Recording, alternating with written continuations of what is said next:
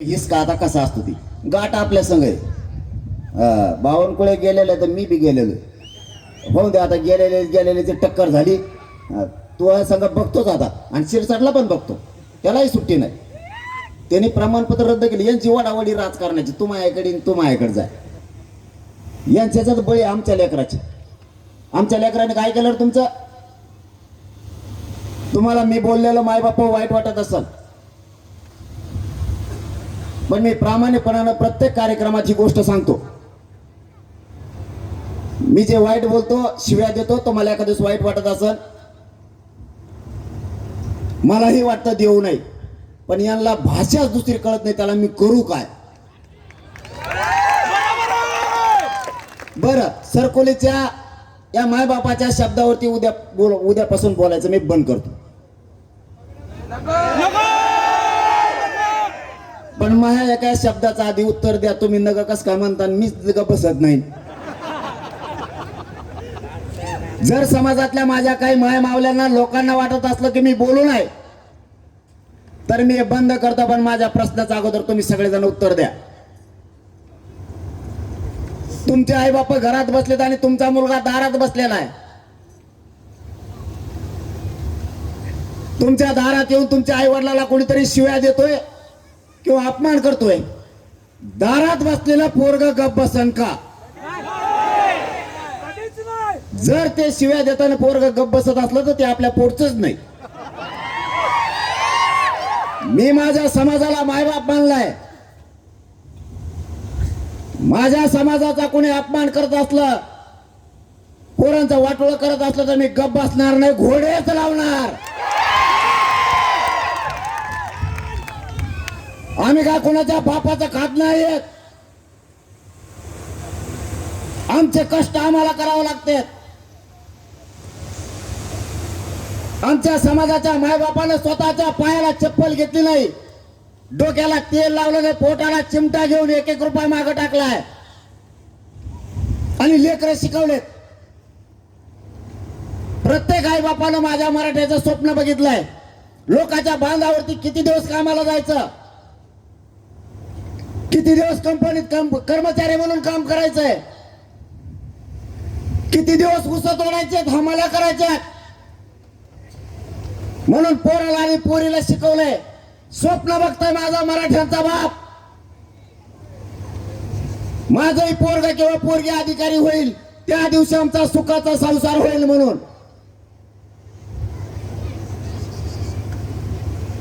आमच्या वाट्याला कायम दारिद्र्य ठेवायचंय का? आमच्या लेकीला अधिकारी व्हायचं नाही? काय पाप केलंय माझ्या मराठ्यांच्या पोरांनी फडणवीस साहेब? इतके दुर्दैवी निर्णय तुम्ही घ्यायला कशामुळे लागला? माझा एकट्या मराठ्यांचा समाज देवेंद्र फडणवीसांनी का टार्गेट केलाय? उत्तर तरी द्या. माझा मायबाप समाज मत करतोय तुम्हाला, आमच्यावरच उलटणार. आम्ही जन्म नुसता अन्याय सहन करायला नाही घेतलाय. तुमची मगरुरी मी लवकर मोडून काढणार आहे. शेवटी स्वप्न आम्हाला पण आहेत आणि तुम्हाला पण सांगतो, राजकीय पक्षाला आणि राजकीय नेत्याला बाप मानायचा मराठ्यांनी बंद करा. ज्या दिवशी संकट येईल ना, ज्या दिवशी तुम्ही आजारी पडताल, तुमच्यावरती संकट येईल, त्या दिवशी तुमचं पोरगा किंवा पोरगी तुमच्या तोंडावून आणि पाठवून हात फिरायला येणार आहेत. राजकीय नेता विचारायला येणार नाहीये तुम्हाला. आपल्या पोटचे सोन्यासारखे लेकरं, आपला पोटचा गोळा वायाला जाऊ देऊ नका. या समाजाचा सन्मान वाढवणं आपली जबाबदारी आहे. इतके पोरं आणि पोरी शिकलेत, सुशिक्षित, बेकार म्हणून घरी आहेत. शिक्षण लय महाग झालं, आता नाही शिकू शकत आपण. आरक्षणातून तुम्हाला फीस माफ होणाऱ्या, तुम्हाला सुविधा मिळणाऱ्या, पैसे वाचतील, अधिकारी झाले तर सुखाचा संसार होईल. आपण वेगळ्या विचारानं बाहेर पडा. आता या पश्चिम महाराष्ट्राला म्हणलं जातं काही लोकांकडून,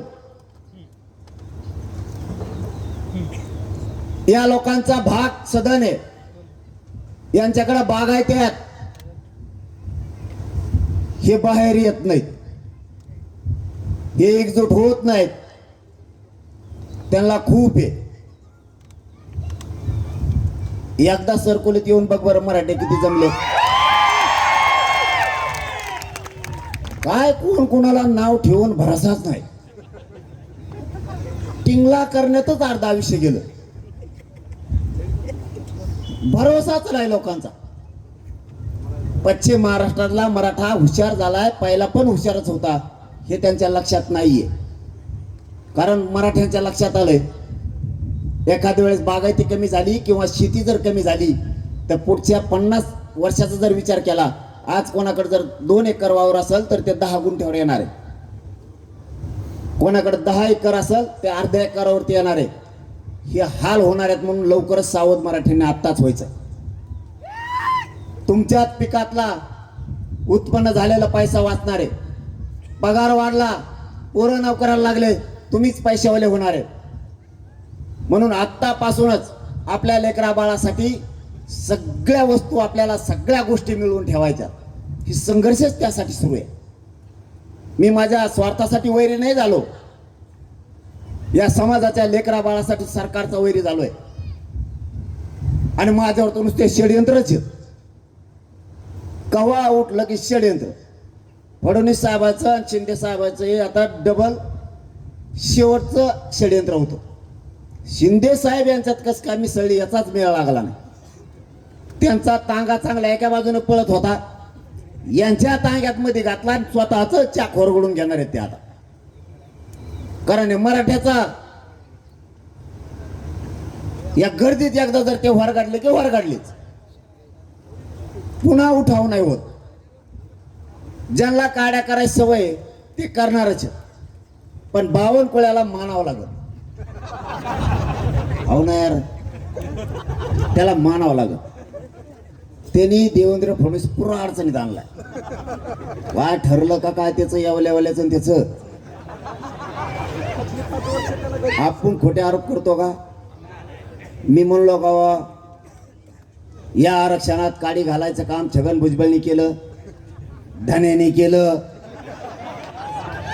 आपण खोटे आरोप करतच नाही.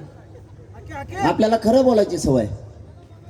जेव चुकला त्याचा निटोबा काढायला मी आहे, तुम्ही टेन्शन घ्या. त्याची मथुरा पाण्यातच बुडीणार आहे मी. लय वळवळ करतो ना, त्याचं काळजी ना करू तुम्ही. त्यांचं आधीच कसं होतं ना आताच कसं बघितलं असेल ना. आता फक्त एवढंच असं करते ते, बस 2दा-3दा हाली देत आहे का चकमाला येते तर वरून बघत लावला कशाला. ते करतो मी, त्याचं जन ते सोडून दे, ते चिल्लर झालं आपल्या पुढं आता.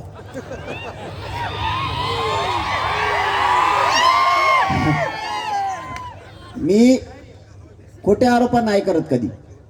बावनकुळेने चूक केली बावनकुळेच म्हणणार, शिरसाटने चूक केली शिरसाटच म्हणणार, बाकीच्या बळच नावं घेणार नाही. यांना आपल्यात खोडी करायची गरज नव्हती, पण बावनकुळेने एक काम चांगलं केलंय. मराठ्यांच्या नोंदी करून मराठ्याच्या नेत्याला खुन्नस दिली. सगळ्या पक्षातले भाजप, शिवसेना, राष्ट्रवादी, काँग्रेस, बेसराम सगळ्या पक्षातल्या नेत्याला खुन्नस दिली बावनकुळ्यांनी.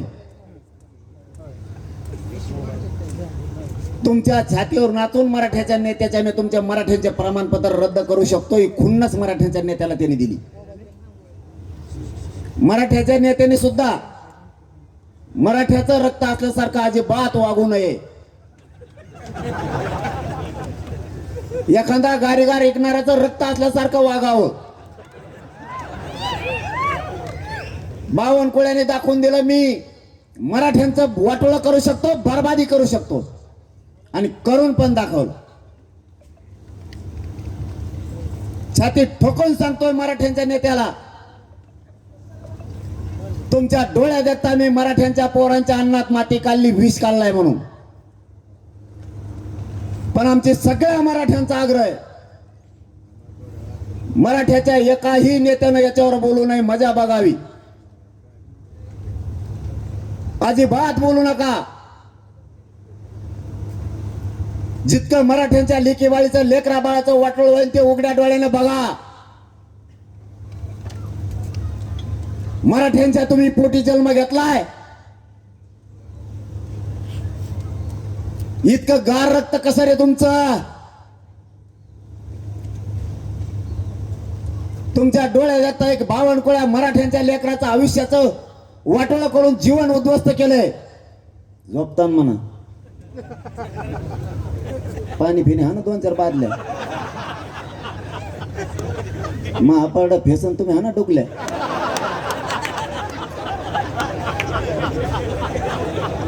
लयच अवघड कलाय हो. आपण ना फुगीर ठेवणेच लय येत, आपण फुगिरीच्या बाहेरच जायनात. आणखी तो मोबाईल पडला ते लाईव्ह काय होत ती त्याच ध्यान नाही. बावनकुळ्याचं इंजेक्शन, आता त्या बावनकुळ्याला जनावरांचं इंजेक्शन दिल्याशिवाय तो बी ठेपायला येत नाही. आपण फक्त मोठ्यापणातून बाहेर आहे. आपली नस लोकांना कळाली, मराठ्यांना काय बोलल्यावरती काय होतं. टाइम आहे तुम्हाला, बोलू का?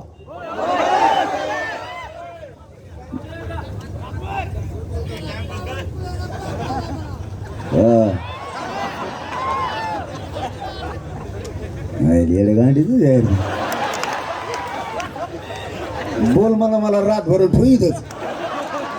आणि तिकडे मराठी अख्खं वातावरण राज्यात उसळलंय. त्यांच्याकडे का जाऊ, रात्रीची ते माड्याची बैठक दुपारात 3 वाजता होती, 1:30 वाजता केली रातची. जातवान मराठी, मला बी अभिमान वाटतो, एक बी उठला नाही. जातीत जन्माव तर असल्या मराठ्यांच्या जातीत जन्माव, काड्या करणाऱ्याच्या जातीत नाही जन्मायचा. काय करायचं ते समोरासमोर करायचं, हे छत्रपतींचे विचार. नीतीच्या डोक्यात घेऊन मराठा नाही जगात. आपल्याला आता बदलायचं. आधी जात, नंतर पक्ष. बाप जातीला मानायचं, समाजाला मानायचं, नेत्याला आणि पक्षाला नाही. तुम्ही अवश्य सगळ्या पक्षात राहा. आमच्या मराठ्यांचं काय दुमत नाही, पण जातीला जेव्हा संकटात सापडेल त्या दिवशी सगळे मराठी एका जागेवरती जातीसाठी उभा राहिले पाहिजे. तुम्ही कुठं राहा, तुम्ही भाजपात राहा, शिवसेना, राष्ट्रवादी, कुंकड बिरा, काय म्हणणं नाही आमचं. पण ज्या दिवशी जातीचा प्रश्न येईल त्या दिवशी सगळ्यांनी एका बाजूने राहायचं.